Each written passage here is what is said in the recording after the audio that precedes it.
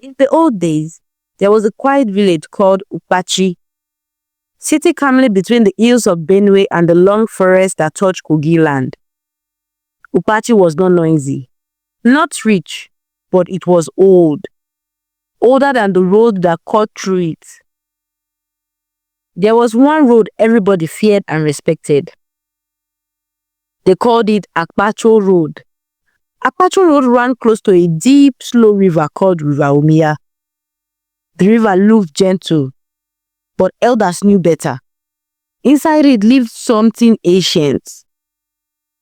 A crocodile. Not an ordinary crocodile. The people of Upati believed it was an ancestor crocodile. A forefather who entered the river many generations ago to protect the land. Because of that belief, one old clan in the village never ate crocodile meat, not even by mistake. And there was a rule, a serious rule. Every year at a certain time, only known to the chief priest, the crocodile would come out of the river and rest on Akpacho Road. When that happened, if you saw it, you stopped. If you were walking, you turned back. If you were driving, you parked or reversed. If you could not wait, you went home. No argument, no bravery, no testing of power, and for many years, nothing bad happened because people obeyed. One day, a man returned to Upachi after many years in the city. His name was Mr. Adamu Oche. Adamu was educated. He was a teacher. He wore glasses. He spoke big English. People respected him, but they noticed something. He laughed at old stories. When elders talked about taboos, he smiled. When they talked about ancestors, he shook his head. Those things are for people who didn't go to school, he would say. Still, when he arrived, they warned him. They said, Adamu, Akpacho Road has rules. If you see the crocodile, don't cross. He didn't answer, he just smiled. Some weeks later, the chief priest woke up shaking. The signs were clear. The crocodile was coming out that day. Immediately, the town crier went round Upachi beating his gong. Hear me, hear me. Today the ancestor will come out on Akpacho Road. Avoid that road. Stay inside.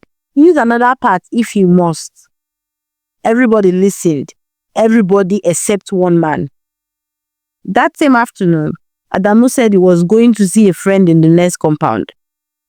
Instead of taking another route, he entered Akpacho Road. And there it was, huge, still blocking the road, the crocodile. Any normal person would turn back. Adamu did not. He picked a stone, he threw it. The crocodile moved but did not die. Anger entered Adamu's heart.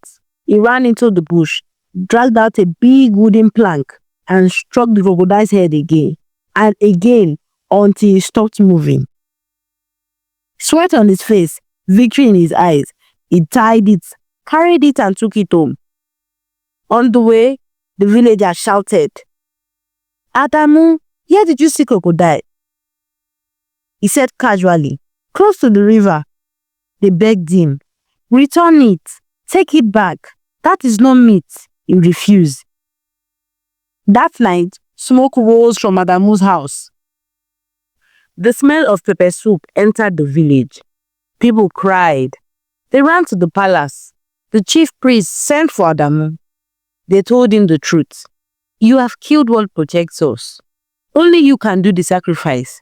No one can do it for you. Adamu laughed. Silly rituals, he said. Day 1 passed. Day 2. Day 3. Nothing happened. By the 7th day, Adamu fell sick. Before nightfall, he died. Fear covered Upachi. Sacrifices were made. Appeasements followed.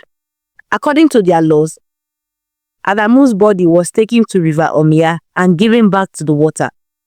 The elders believed this would end everything, but it did not. Till today, people still see crocodiles come out of River Omiya and rest on Akpacho Road. Not just one, but sometimes many.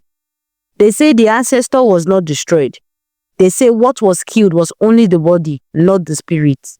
They say the river simply sent another skin. Until today, when the crocodile appears, people stop. They wait, they turn back, they do not argue. Because Upati learned something that Adamu learned too late. Education does not cancel tradition. Intelligence does not defeat respect. And some warnings are not stories, they are instructions.